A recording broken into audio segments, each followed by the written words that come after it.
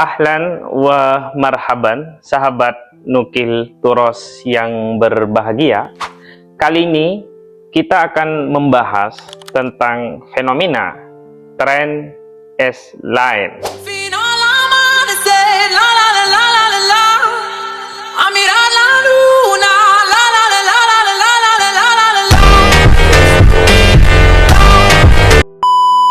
Tentunya pembahasan ini berdasarkan perspektif ulama Turos. Tapi sebelum itu, silahkan like video ini, share dan subscribe agar hidupmu lebih berarti.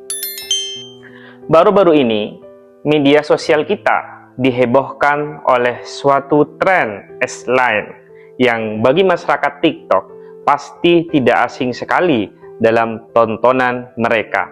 Yang mana tren S-Line ini adalah suatu gaya yang diserap dari drama Korea yang menggunakan garis merah di atas kepala sebagai simbol rekam jejak hubungan seksualnya yang pernah mereka lakukan. Tren ini menjadi viral di media sosial tanpa memahami konteks aslinya.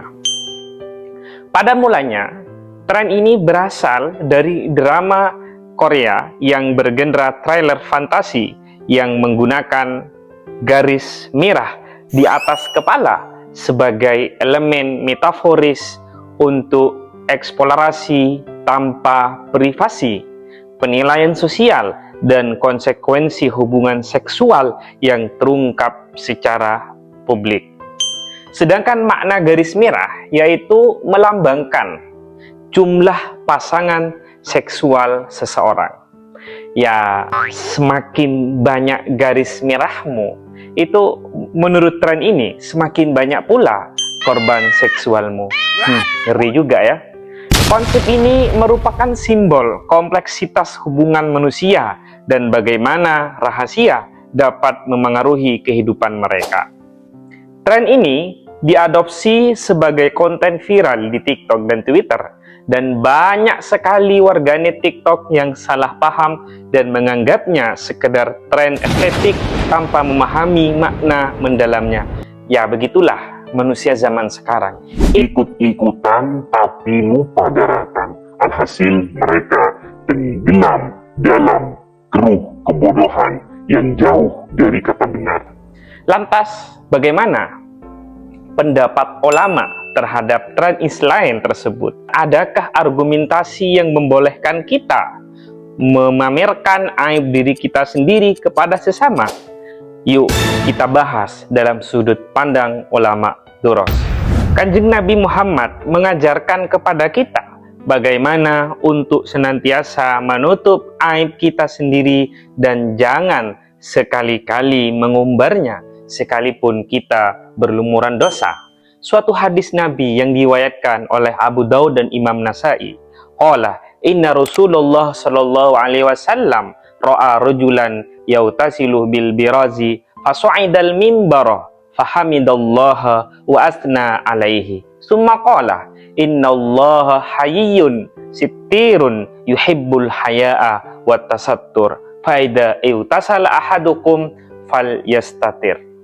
Rasulullah SAW suatu ketika melihat seseorang lelaki yang sedang mandi di tempat terbuka tanpa mengenakan kain penutup.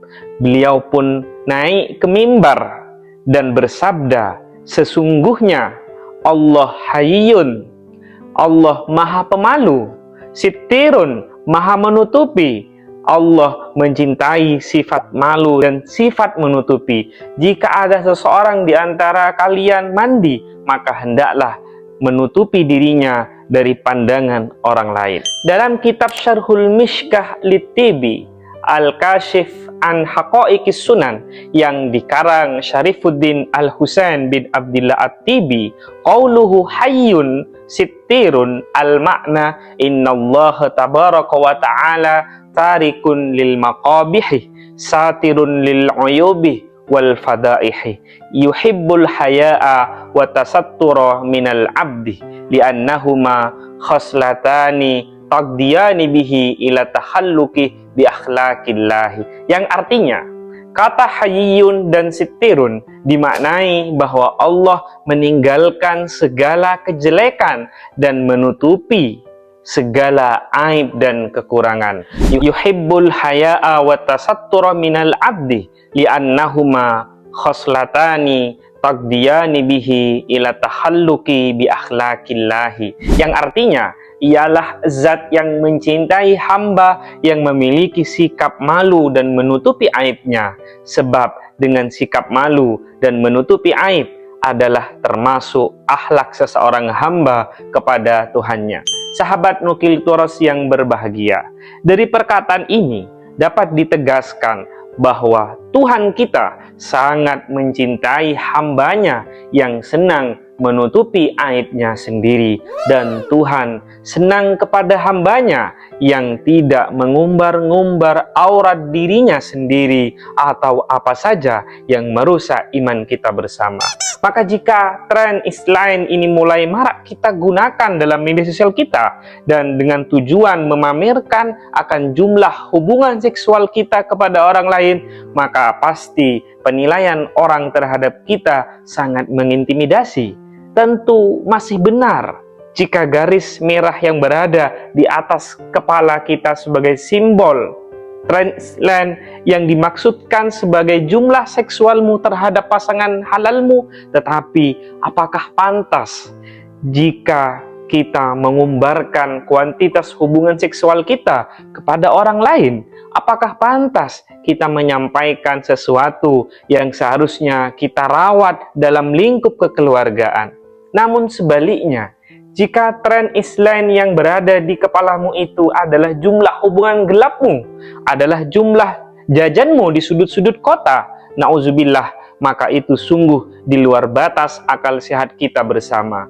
Mengumbar perbuatan dosa kita hanya ingin diakui orang saja, maka ini termasuk dalam ayat alladzina yuhibbuna an tasyi'al fahishatu fil ladzina amanu lahum adzabun alimum fid dunya wal akhirah wallahu ya'lamu wa antum la ta'lamun. Sesungguhnya orang-orang yang ingin agar berita perbuatan yang amat keji itu tersiar di kalangan orang-orang yang beriman, bagi mereka azab yang pedih di dunia dan di akhirat, dan Allah mengetahui sedangkan kamu tidak mengetahui. Surat An-Nur. Ibnu Qayyim Al-Jauziyah menegaskan dalam kitab An-Nahjul Asma fi Syarhi Asma'il Ilahil Husna juz 3 halaman 116 dengan nazamnya, wa huwal hayyu falaysa yafdahu 'abdahu 'inda tajahuri minhu bil asyani lakinnahu yulki 'alaihi sitrahu fahuwa as-sattiru wa sahibul wufrani. Dialah zat yang tidak akan membuka aib hambanya saat hamba tersebut terang-terangan dalam bermaksiat, lakinnahu yulki 'alaihi sitrahu fahuwa as-sattiru wa sahibul wufrani, namun dia justru melemparkan tirai penutupnya, dan dialah zat as-sittir yang maha menutupi dan mampu memberikan ampunan. Sungguh sangat keterlaluan jika kita mengikuti tren Islam ini tanpa berpikir panjang.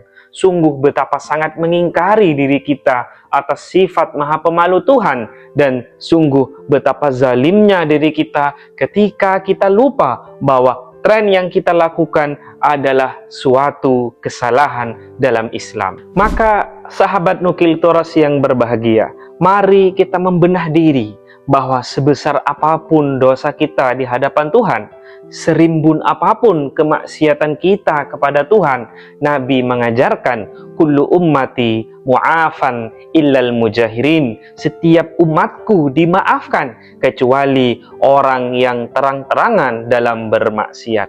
Hadis Nabi ini menggunakan kata kullud yang dalam bahasa Arab memiliki arti syumul, mencakup banyak hal, yang dengan kata lain semua umatku tanpa terkecuali. Tetapi juga harus diingat, hadis ini ada illah yang dalam ilmu nahwu disebut adatul istisna, yang berarti pengecualian. Maka dapat disimpulkan bahwa semua umatku tanpa kecuali akan diampuni kecuali orang yang terang-terangan melakukan maksiat. Lantas bagaimana jika kita mengumbarkan aib orang lain? Maka jawabannya, jika mengumbar aib diri kita sendiri Tuhan tidak senang, maka jelas sekali mengumbar aib orang lain tentunya adalah dosa besar. Maka segeralah meminta maaf kepada siapapun orang yang dengan sengaja mengumbarkan aibnya, sebab dengan minta maaf kepadanya, dosa kita kepada orang itu akan sirna, dan sekarang tinggal istighfar kita kepada Tuhan.